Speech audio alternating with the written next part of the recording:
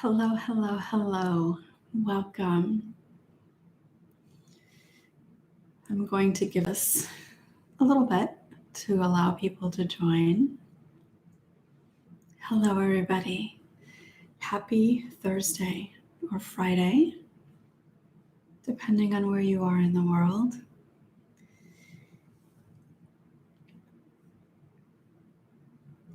Please say hello and let me know that you're here, where you are joining us from.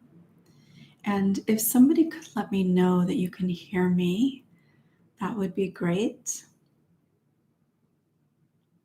I think that you probably can, but just to be sure.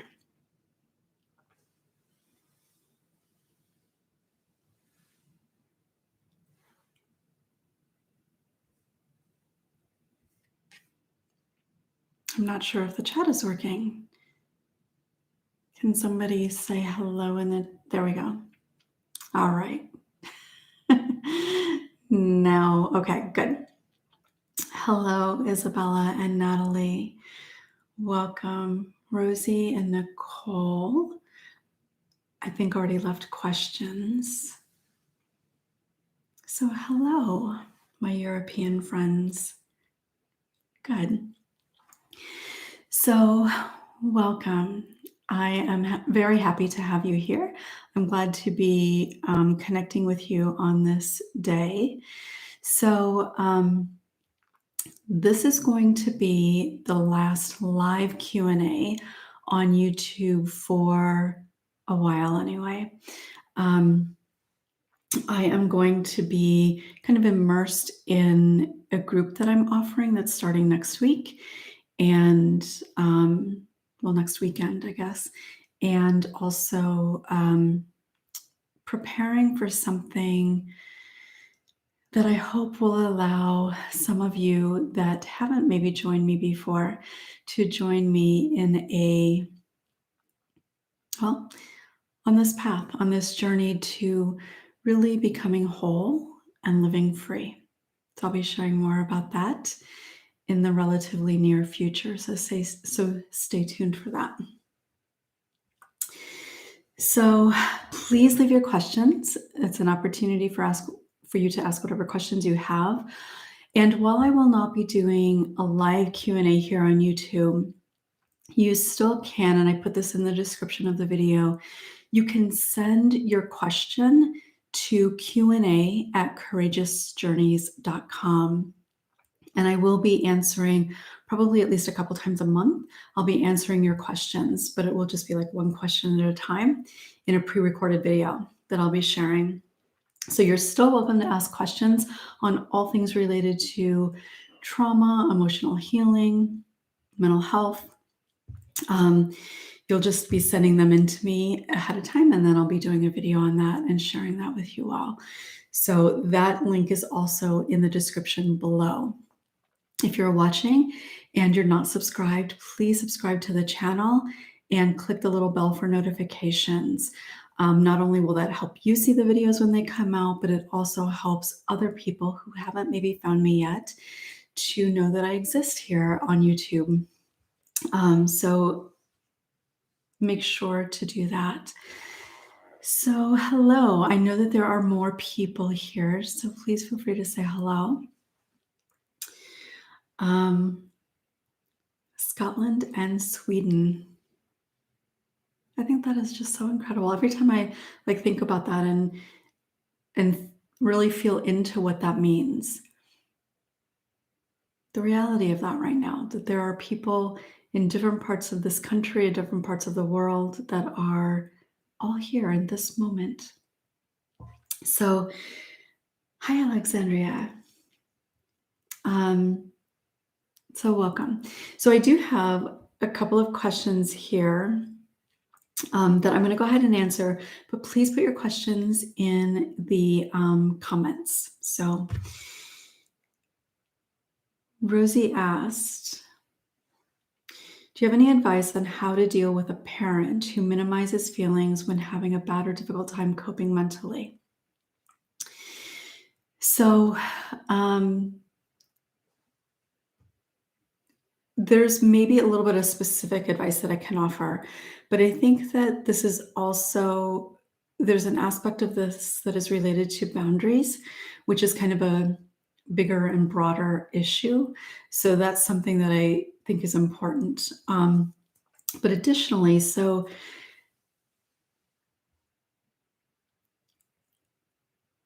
if you know that a parent is going to minimize how you're doing, what you're struggling with, or how you're feeling, or anything that you share with them, unfortunately, I might actually suggest that those are not the people to share with.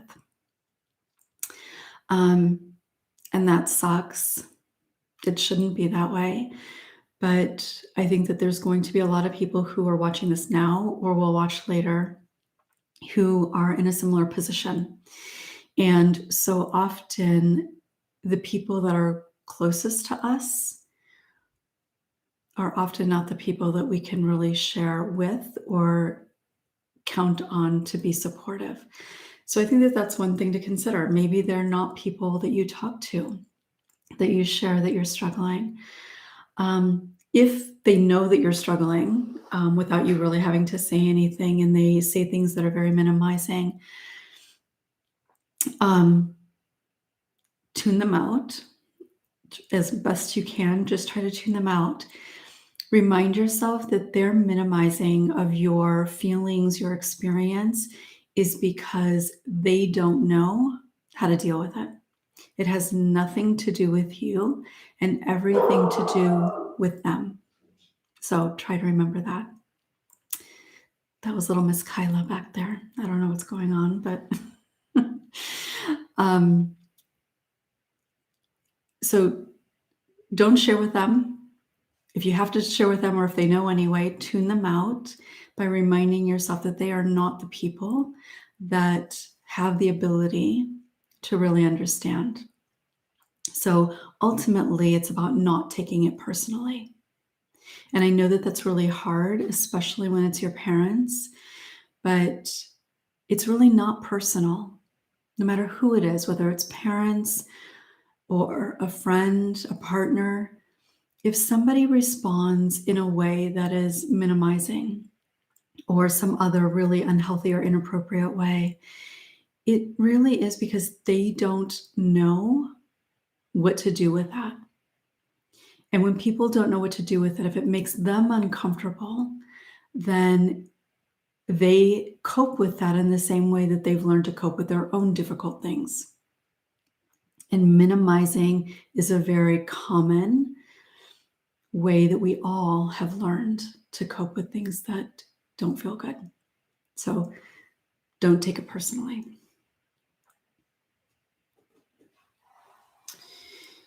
There is not so much talking about if the abuser is younger than the victim. Is there something specific that you'd like me to talk about there, Natalie? It definitely happens. And it can happen with children, and certainly it can happen as adults as well. So I don't know if you're speaking specifically about children here. But that would certainly be one way that people can frame it as to why it's not a big deal. It's not really abuse. It shouldn't affect you. So all of those denying, rationalizing, and minimizing things that people do, but it absolutely happens.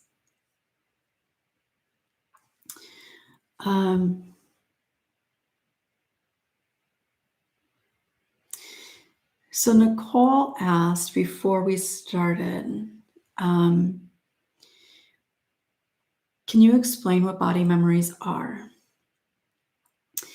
So this is one of those things where you might ask different people and get different answers from everybody, what a body memory is. But a body memory is an experience that your body has. So if you think about, if you take some deep breaths and you feel relaxed, your body is experiencing going from like a really tense place to a more relaxed place. So your body is experiencing something. If you're relaxed and something scares you, your body goes from relaxed to really tense, right? And so your body is experiencing something. So in a sense that a body memory, and that's actually why even years later, if we experience something that creates the same type of feeling of something that we experienced a long time ago, that created a lot of energy around it, even though this particular thing that we're experiencing now may be relatively minor compared to what it was that we experienced a long time ago, when we experience it now, because the feeling in the body is the same, like a fear, your body doesn't know the difference, but your body is responding because that's how it learned to respond to fear. So when it comes to like sexual abuse or assault, body memories are often talked about in the sense of feeling. It's kind of like a flashback that happens in your body instead of a visual memory. So,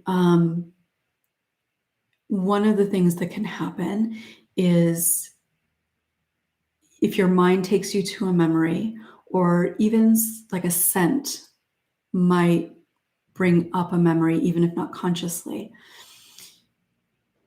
You may feel somewhere in your body or on your body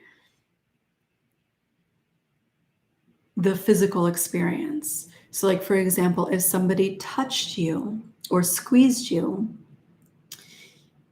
in a particular place, you may feel that in your body.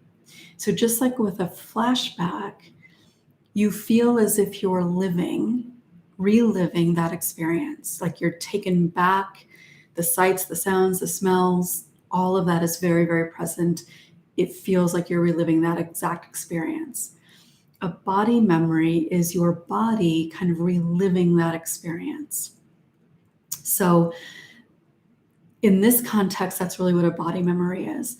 People also can talk about body memory in terms of riding a bike, which would also be like a muscle memory, that your body just kind of knows what to do. It becomes kind of ingrained, and you just kind of, your body knows how to respond. Do people ever see flashes of things or feel things that didn't happen? My brain gets scrambled when I think about certain things, but things I see and feel don't fit with what I actually remember. So this is a little bit of a complex question.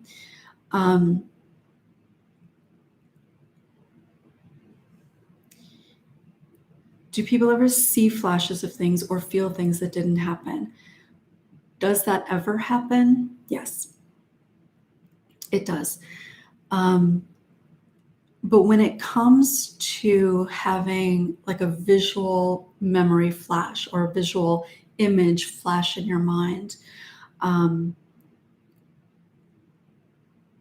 or feel something,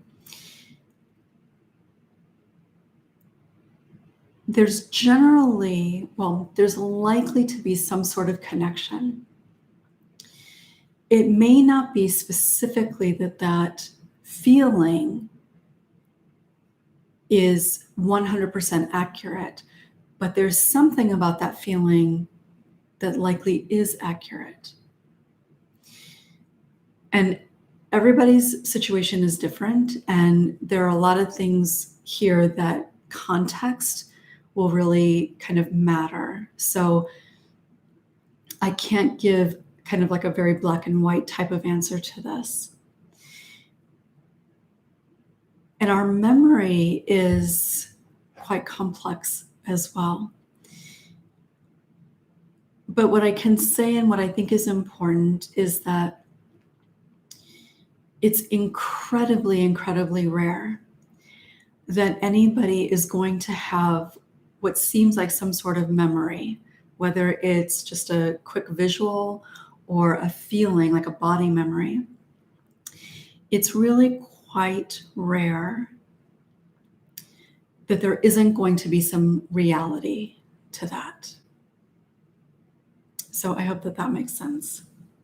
But this is something that I think would be important to be able to talk to somebody about, somebody that you can kind of share a little bit more history with, that you can go into a little bit more detail and kind of follow up, notice what's happening as these things are coming up, what's happening around you at the time that it happens. So there's a lot of different factors I think that are important to consider in that.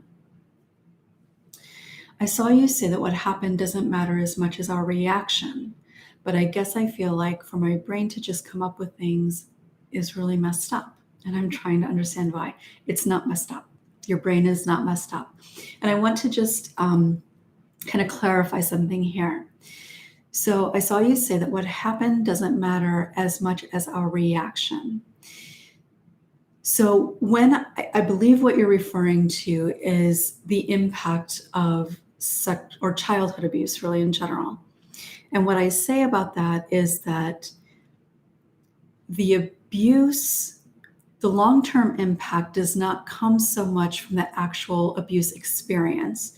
So the single experience or the multiple experiences, the individual experiences, but it comes from the meaning that we attach to the experiences. So what we say to ourselves, what we believe about ourselves, what we believe about the safety in the world and trusting people, doubting ourselves, feeling guilty and shame and all of that kind of stuff. That's what creates the long-term impact. How we feel about ourselves, how we show up in relationships, how we feel about the world and what's available to us. All of that is because of the meaning that we attach to the abuse or to the experience. Now, I want to be clear that, of course, the abuse experiences matter. They definitely matter because that's what you end up interpreting and making meaning out of, that gives you a false sense of who you are. So the abuse experiences absolutely do matter, but the long-term impact comes from the meaning that we attach to those experiences. So I hope that that clears that up. And so your brain is not messed up. The reason that we do that is because as children especially, we don't have any other way of making sense out of it. Literally, developmentally, our brain is not able to contextualize, to understand what it is that's really going on. And even as an adult, when you experience trauma, because of what that does to our systems, we experience it and make it our fault in part because then we feel, this is not true, but it feels as though maybe we have some control over something. So the ways that we think about it, the ways that we hold on to responsibility even, while they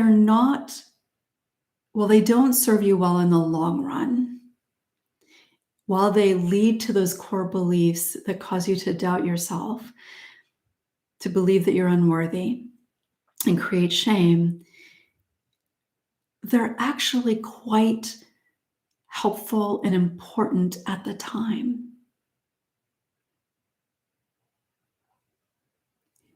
Our ability to cope as children in those ways is really quite amazing. Can you imagine if your mind didn't have the capacity to be able to do that? Literally, I think that there would be so many people who could not survive if our mind did not have the ability to cope in the way that it does. So it's not something that's messed up. It's certainly not something to be ashamed of. The fact that we have the ability to do that is really quite amazing. Now, those things do not serve us well in our adult lives, which is really what the healing process is about, but they serve an important purpose at the time. Hello, everybody.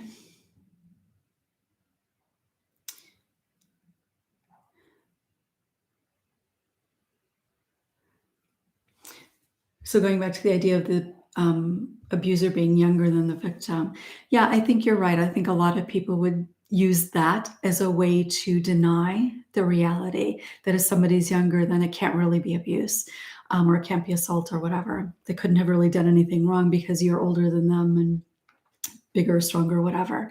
But that's just another way of denying it. It's another way to pretend that it's not real so that you don't have to do anything about it. Could you speak about why after okay, a traumatic event. Um, could you speak about why after a traumatic event, a person goes about their day or does normal stuff as if nothing has happened, especially in front of other people, or even feel nothing? Thank you. Yes. So this is actually a little bit related to what I was just referring to in regards to how our mind works, how our mind really ultimately protects us. Um, so when something happens, and truthfully, it doesn't even have to be specifically really traumatic. It could be something that just feels a little overwhelming to have to deal with at a particular time. So it's how our system deals with the trauma. Because if we can pretend that nothing happened or nothing really that bad happened, then it doesn't feel as intense. It doesn't feel as strong. It doesn't feel as bad. And one of the ways that we can do that is going about our normal activity, um, being engaged in things as if everything is normal because that's what you want to feel. And think about it even as like children who are being abused. You go from experiencing something that is traumatic in different ways, physically traumatic, emotionally traumatic.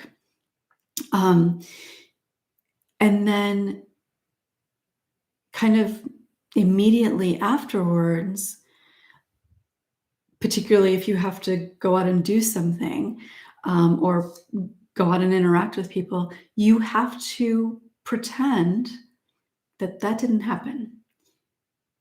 And it doesn't happen consciously. You just have to go on about your day. You have to go on because nobody can know about this. You have to go on because you don't want to feel into all of what just happened. So we completely disconnect from it and we go on.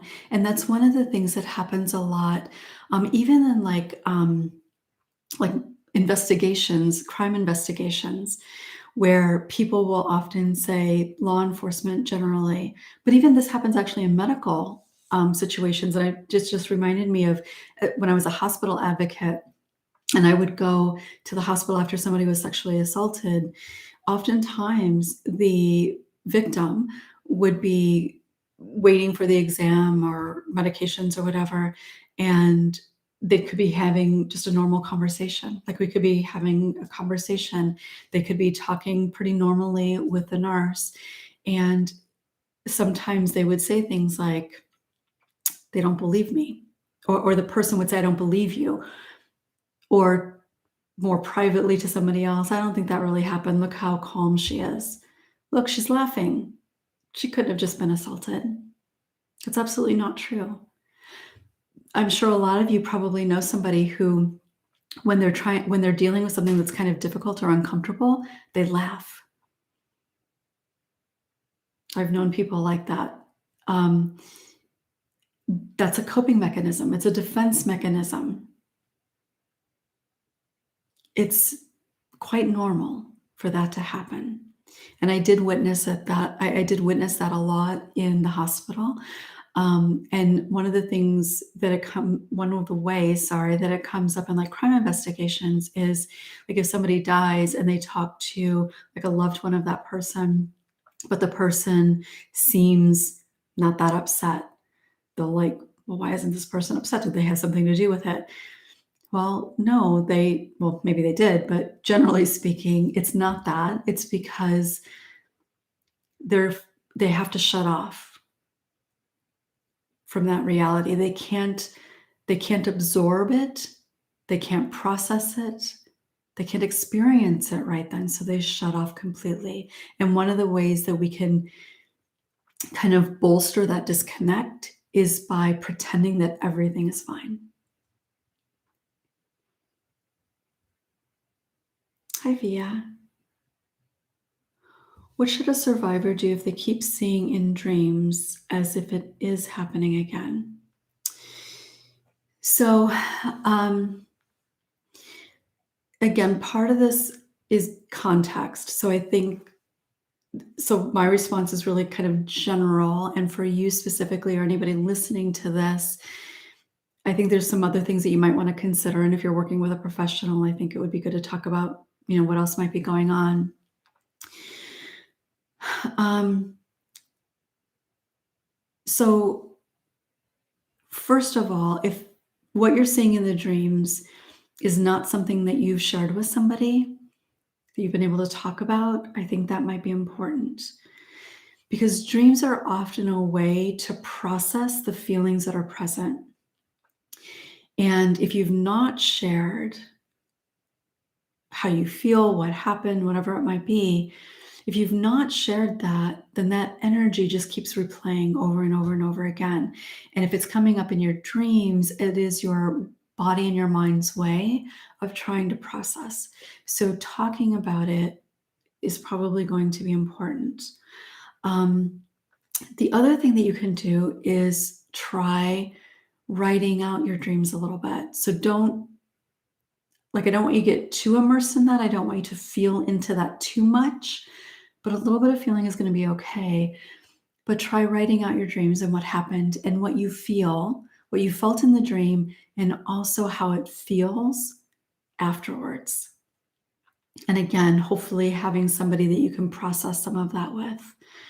Um, the other thing, in terms of trying to mitigate those types of dreams or reduce having those types of dreams, doing some things before you go to bed to help ground you, to distract in a healthy way, to get your mind focused somewhere else. Meditating before you go to bed, if that feels like something that works for you. So before you go to bed, there's some things you can do, and then afterwards, some things that you can do to help process. When you deal with something by acting like everything is okay or normal, does reality eventually catch up with you, or can that be why depression happens? Yes, to both. Um, so just give me a second here.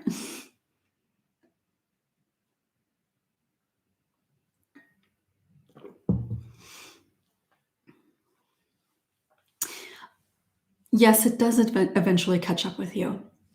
And that can look a lot of different ways. In some ways, it never left you. Um, that's where you might notice striving for perfection or being completely unmotivated, being fiercely independent, or being really like needing to be around people all the time or needing reassurance from people all the time or whatever. But that can happen throughout your life, and that is it being present there, even if not consciously present. So, but can it catch up with you? Yes, and it almost always does. And that can look a lot of different ways too. That can be just maybe nothing specific is going on, but you get to a point and it feels like everything is completely overwhelming, kind of like a crash and burn, so to speak. Maybe fall into a really big depression, maybe even go into like a manic phase without it not having to be bipolar disorder, but kind of just it getting to a point where what you've been doing to cope is no longer working. And that definitely does happen. And that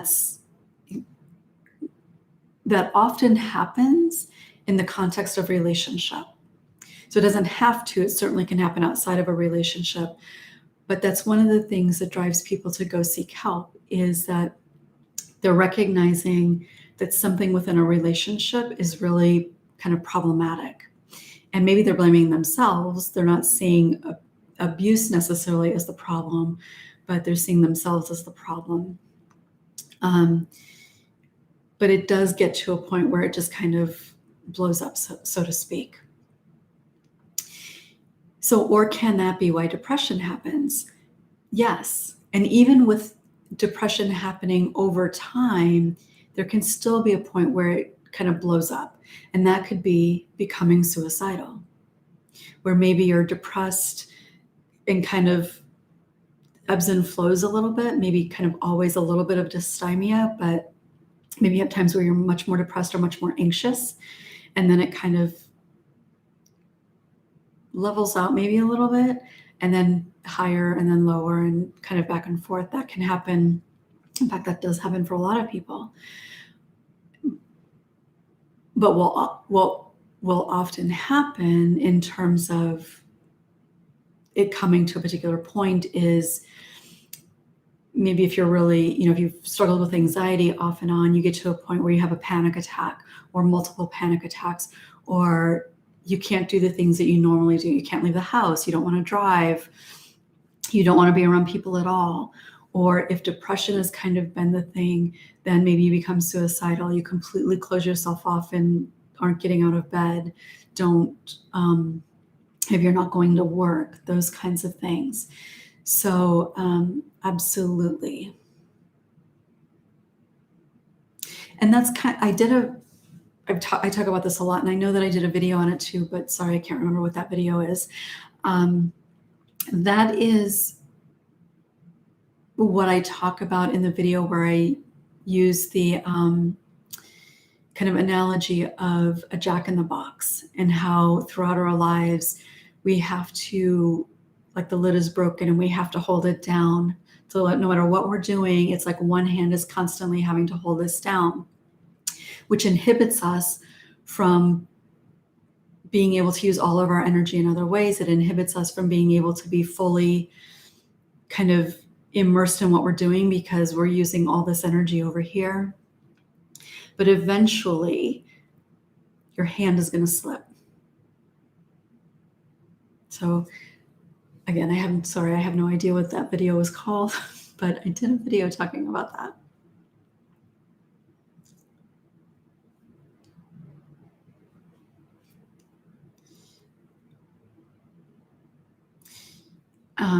Via says, yes, in my experience, avoiding feeling it works well until it doesn't. Yeah. And it working well is really the coping. It's not that things are really good. It's that you've learned to cope with them. You've learned to live your life like you only have one hand. And you're so used to it that you don't recognize that you don't have the energy of both hands, or that you don't have the availability of using both hands. In your experience, has working on healing ever made anyone more unwell or led to worse coping skills? This is a great question. So absolutely. So please listen. Don't just take that and run. Keep listening. It is actually often the case when somebody has been in denial about the reality of how they've been impacted, or that they've been impacted, or that they are coping in ways that are not good, not healthy for them. The reality is that when you start uncovering these layers, it is going to be hard, because you've worked really hard at coping in a way that has kept you from having to really deal with it, right? And your life may not look how you feel, but you're used to that. When you start healing and you stop being in denial, you're no longer able to continue to minimize. or avoid, then you're dealing with it. And when you start dealing with things, it becomes conscious, where before it's not in your consciousness. Even if you have memories, if you're not working on healing, you're not processing from a conscious place. The memories may be conscious, but then you're pushing it away again. You're somehow minimizing it again. So you're not actually doing any healing with that. So as you start working through those layers, things sometimes do start to come up that you haven't really been aware of before. And I think it's important to recognize that it's not that it's really about new things coming up. It's just that you are finally allowing yourself to work through the things that have always been there in this jack in the box. So it's not that the healing is creating more problems or more struggles. It's that you're actually now choosing to consciously face those problems. And it can feel overwhelming at times because the coping mechanisms are powerful and they work. There's a reason that we use them. And this is one of the reasons, too, why we have to work with somebody through this process, because if we're just trying to do that on our own, it's really not going to be very effective at all. How do you go about building trust with a partner, particularly if it's not a new partner and you're just realizing you don't trust anyone?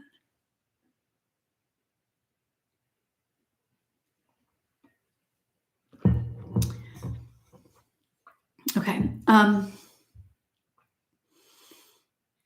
So if you don't trust anyone, then it's not so much about the partner. And not trusting anyone is something that I think almost anybody who's been violated interpersonally struggles with.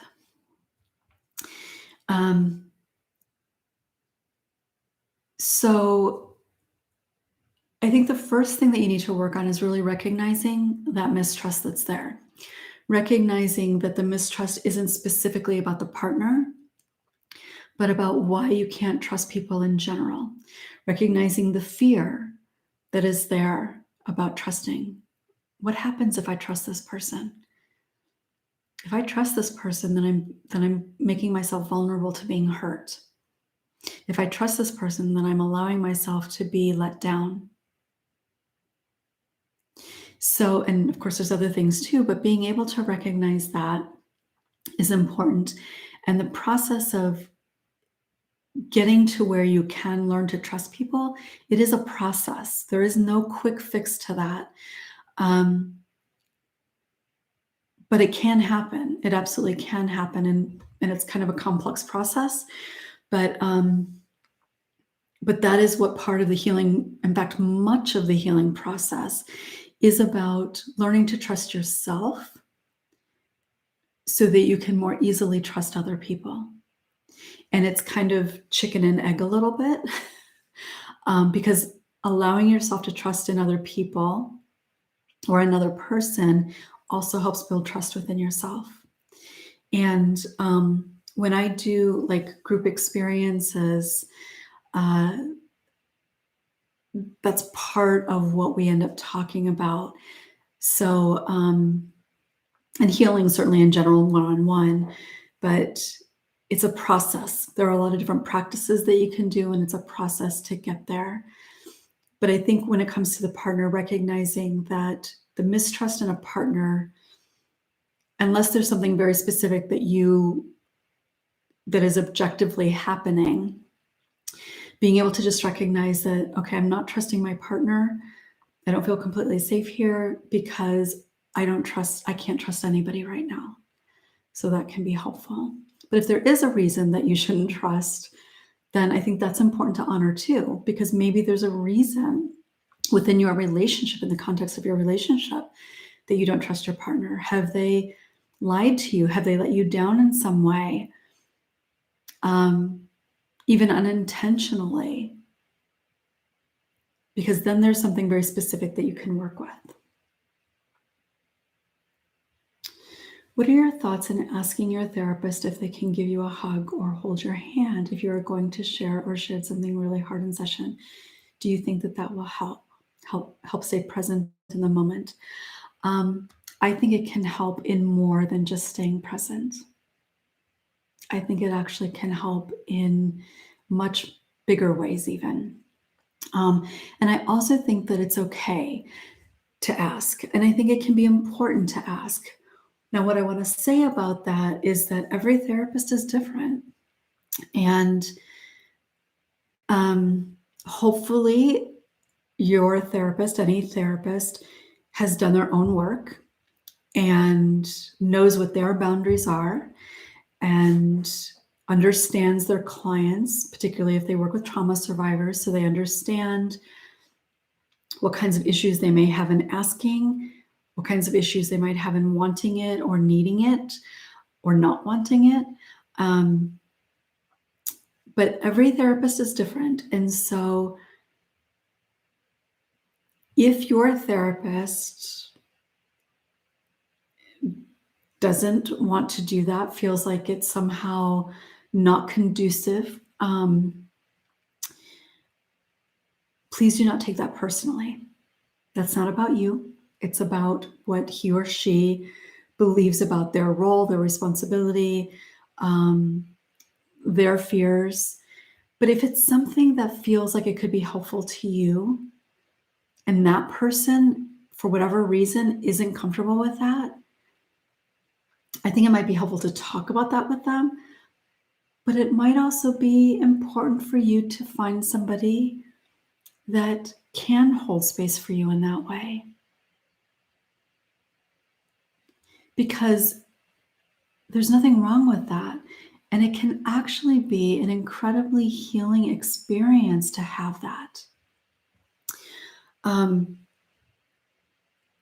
For a long time, when I saw people in person, I never offered because I didn't want anybody to feel obligated to say yes. Because, of course, I understand that somebody may be terrified of a hug, but at the same time would feel like they'd hurt my feelings if they said no. So I never offered. For the longest time, I didn't offer. And on occasion, I would have a client ask, particularly like if they were leaving session or something. And then I realized that, wait a minute, there are clients all the time that don't ask, but would really like it. And I knew that, but I didn't consider that when I thought about my not ever offering, because I was more focused on, I don't want to create a situation that would make things difficult. And so it took a while. I was in practice, I think, for probably at least a couple of years and had been a therapist for a while before that, that I would actually begin to ask. But before I would actually ask, I would say, it's perfectly okay to say no, but I feel like if it feels like something that you'd like, that a hug might be helpful. Or I might ask, depending on what was going on, like, would it feel helpful to you if I came over and sat next to you, because the seating was kind of spread out a little bit. And if somebody sat on the sofa, I never sat with them on the sofa. But there are therapists, sometimes because of their own stuff, just are not comfortable with that. So if that is something that you think would be beneficial, especially if you don't have that anywhere else, it may not be a bad idea to consider that. If you've been working with your therapist for a long time and you feel like you have a pretty good rapport with that therapist, then I suspect that that therapist is probably going to be okay with it. And it's so important. If you know that that's something that would be helpful for you or that you want, it is such an empowering thing to do and healing thing to do, to ask for it. It kind of just gave me chills thinking about how significant that is. And it would feel hurtful if that person says no, and I completely get that. But just the act of asking, honoring yourself, knowing that that would be helpful to you, wow, that is so powerful. So powerful. So please do ask.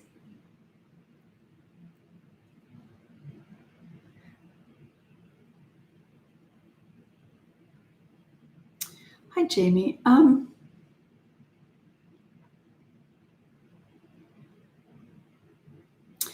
Okay, so I think flashbacks with sex life of rape. Jamie, I'm actually not quite sure what the question here is.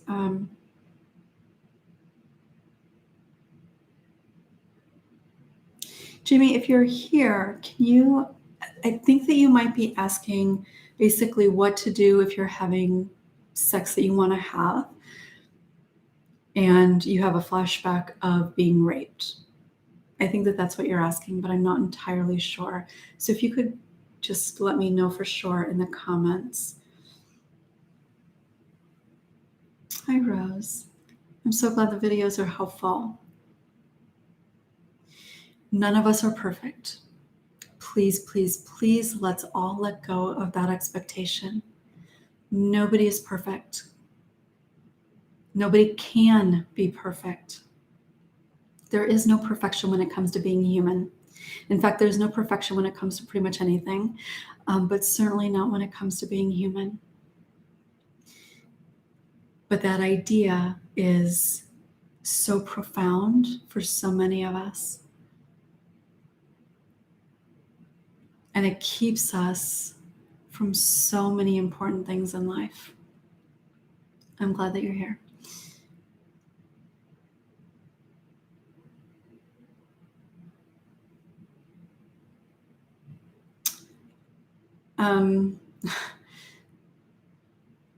I'm not a physical therapist nor a doctor.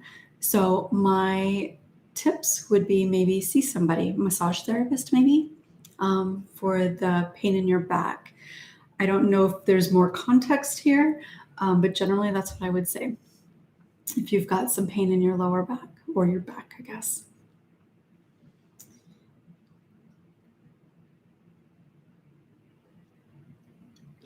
Sorry, but this is a hot drink and I didn't get a chance to finish it before I came on. So,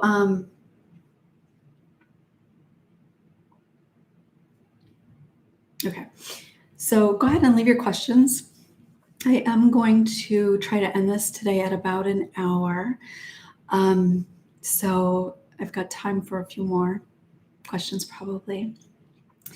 I just want to say though, in this moment, that I am so incredibly grateful to each and every one of you. Those of you who are alive, those of you that will watch this on replay, and even those of you who are not ever going to watch this.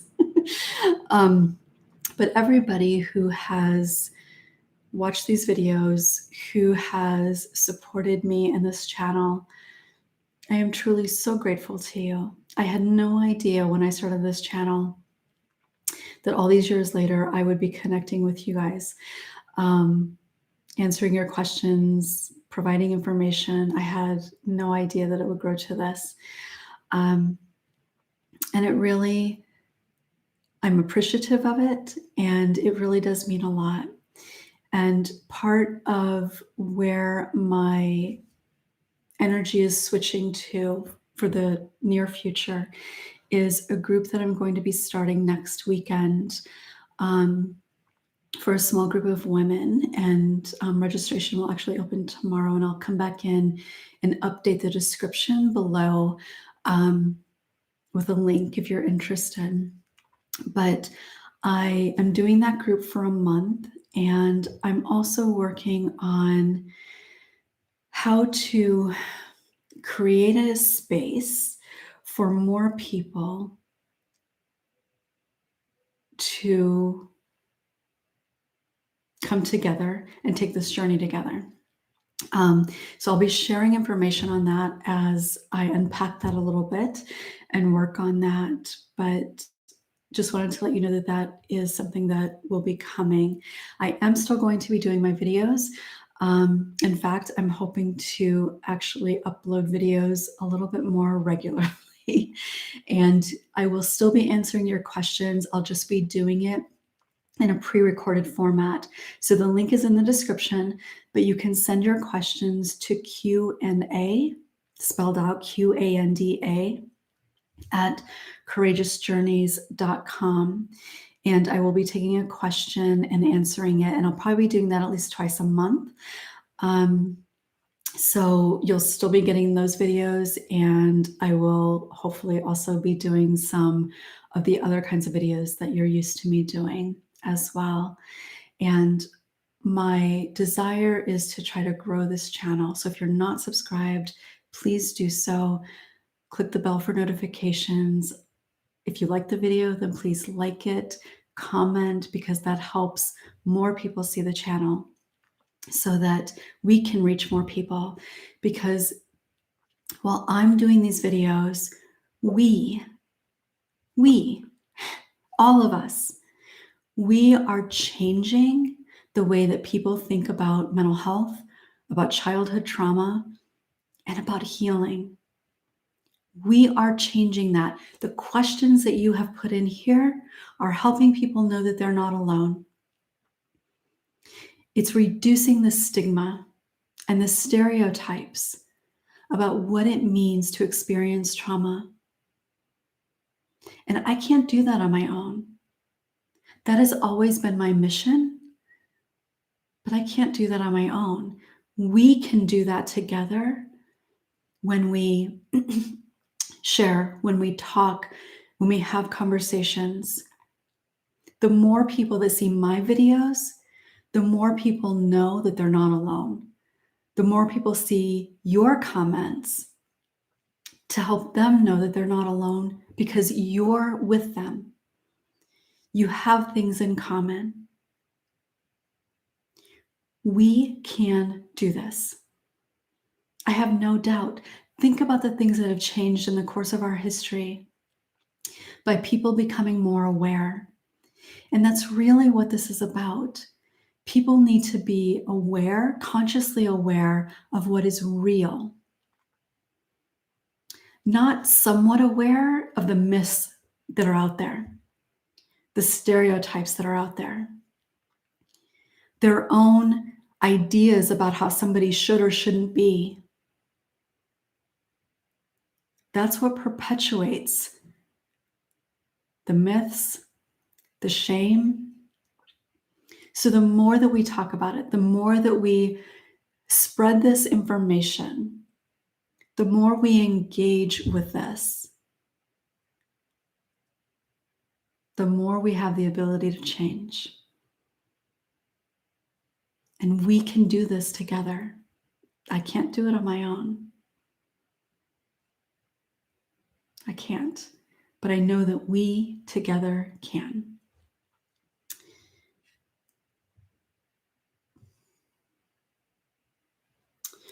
All right.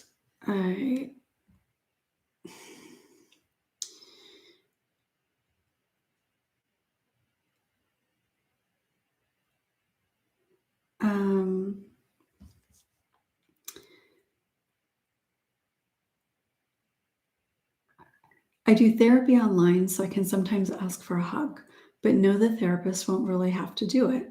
I am scared that in real life they would say no or be concerned I would contaminate them. Isabella, this is something that I've personally heard from clients before. I'm not even sure how many times, because it's been more than just once or twice. It's been more than a handful of times for sure. Like literally those words, contaminate, fear of contaminating. And that's one of the reasons why I believe it was Alexandria, I was saying how significant it is to be able to ask. That's an incredibly vulnerable thing to do, but it's so important to ask, because we need to be able to honor what we want and what we need. There is absolutely nothing wrong with wanting that. And in fact, I think it's healthy. We all need physical connection.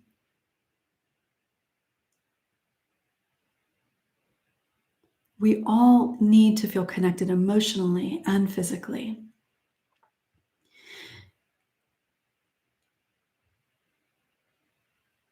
The fear about contaminating somebody, or even the fear of, well, why would they want to? Like, why would they want to touch me or get close to me or whatever? That is a long held fear and belief. It is not based on truth. Other people do not view us in the way that we view ourselves. They just don't. We view ourselves through the lens of what I answered in the beginning, the meaning that we attach. So, what we end up believing about ourselves, being dirty, unworthy, undeserving, not good enough, bad, those are things that we believe, but they are not true. They have never been true. But we expect that other people believe those things too, and they just don't. And I can say that with absolute certainty.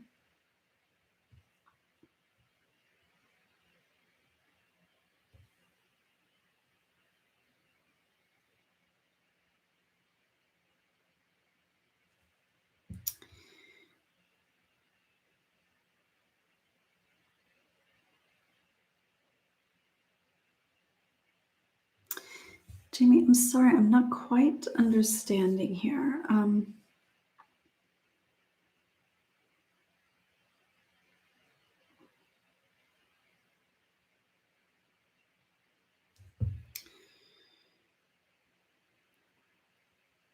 If anybody can see Jamie's comment, if you might be able to see something here that I'm not, if you think you have a sense of what the question may be, please feel free to chime in.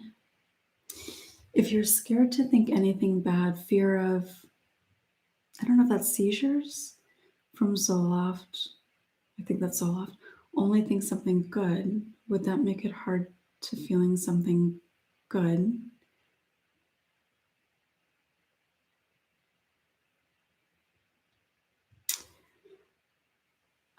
No, I'm not going to answer the question. I'm not sure that that's really, I didn't read the whole question because I'm not sure that this is really the appropriate forum for that.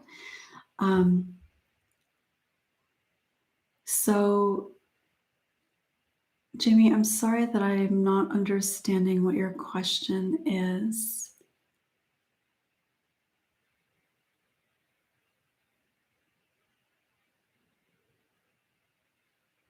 I'm just not able to.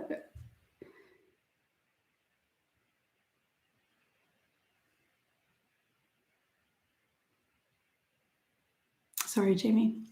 I keep trying. um, maybe the appropriate form would be a doctor. So, does anybody else have any questions before I sign off? So again, I won't be doing any live Q&As for a little while, but I will be uploading videos on a more consistent basis, and connecting with you all through there. And if you are on Facebook, please follow me at Peggy Oliveira, the public profile page. I share things there all the time, and I might be doing some live videos there as well. And also, if you are interested in the group, I will be sharing a link, updating the description below with the link for that tomorrow. So I would love to connect with you inside the group. It's just 4 weeks, and I'm really looking forward to connecting with everybody there. So, all right, everybody. Again, if you have a question that you would like me to answer for the Q&A going forward, please send to Q&A at courageousjourneys.com. And I do have the link in there.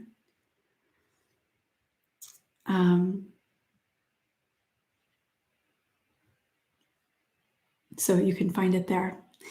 All right, everybody. Thank you for joining me. Have a beautiful rest of your day. Have a great weekend. And I will look forward to connecting to you very soon.